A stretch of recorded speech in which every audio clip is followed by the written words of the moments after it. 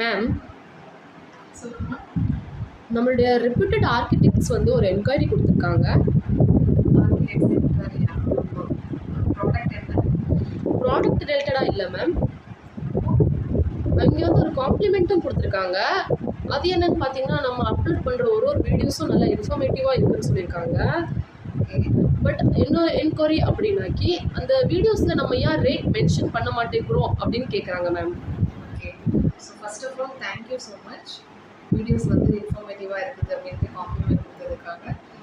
And moreover இது மாதிரி motivations எல்லாமே ரொம்ப என்கரேஜிங்காக இருக்குது எங்களுக்கு.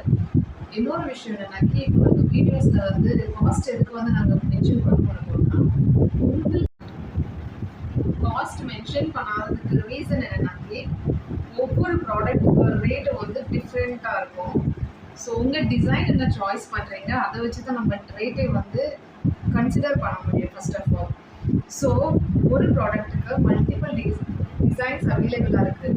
ஸோ நீங்கள் சாய்ஸ் பண்ணுற டிசைனும் நாங்கள் சொல்கிற ரேட்டுக்கு வந்து ரிலவெண்ட்டாக இருந்தாக்கி தான் நாங்கள் சொல்கிற ரேட்டு வந்து உங்களுக்கு அப்ளிகபிள் ஆகும்.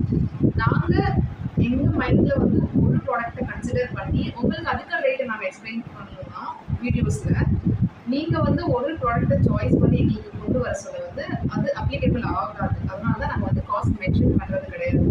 So this is the reason. நீங்கள் எங்களுக்கு பர்சனலாக மெசேஜ் பண்ணலாம். ஆஃபிஷியல் நம்பர் கொடுத்துருக்கோம் நாங்கள். அதில் நீங்கள் வந்து டெக்ஸ்ட் பண்ணி உங்களுக்கு என்ன டிசைன்ஸ் வேணும், என்ன ப்ராடக்ட் வேணும், அதில் என்னென்ன சாய்ஸஸ் இருக்குது, உங்களுக்கு என்ன நீங்கள் ப்ராப்பராக வந்து டெம்ப்ளேட் வச்சுருக்கீங்க எல்லாமே வந்து எங்களுக்கு ஷேர் பண்ணுங்கள். நம்ம டிஸ்கஸ் பண்ண பிறகு நம்ம கண்டிப்பாக ரேட் வந்து சொல்லுவோம். ஓகேவா? Okay ma'am.